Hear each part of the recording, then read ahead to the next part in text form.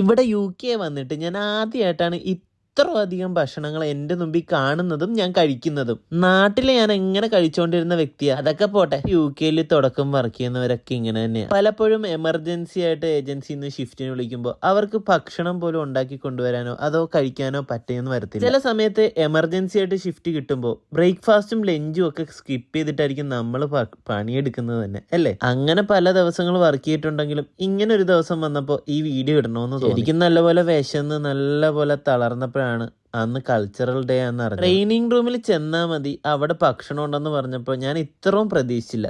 ശരിക്കും ഇവിടെ വന്നു കഴിഞ്ഞപ്പോഴേക്കും ശരിക്കും എൻജോയ് ചെയ്ത് ഫുഡ് കഴിച്ചതും ഇന്ത്യ, ശ്രീലങ്ക, ബ്രസീൽ, നേപ്പാൾ എല്ലാ സ്ഥലത്തുനിന്നും അതും പാകിസ്ഥാനി ഫുഡ് വരെയും കഴിക്കാനുള്ള ഭാഗ്യം എനിക്കുണ്ടായി. പിന്നെ UK വന്നപ്പോൾ ഒരുപാട് ആളുകളെ നമ്മൾ കണ്ടു. ഇപ്പം നൈജീരിയൻ ഫുഡാണേലും പാകിസ്ഥാനി ആണേലും ശ്രീലങ്ക ഫുഡാണേലും ഇന്ത്യൻ ഫുഡാണേലും ഞാൻ എല്ലാം കുറച്ചെടുത്ത് നല്ലപോലെ ടേസ്റ്റ് ചെയ്ത് ആസ്വദിച്ച് തന്നെയാണ് കഴിച്ചത്.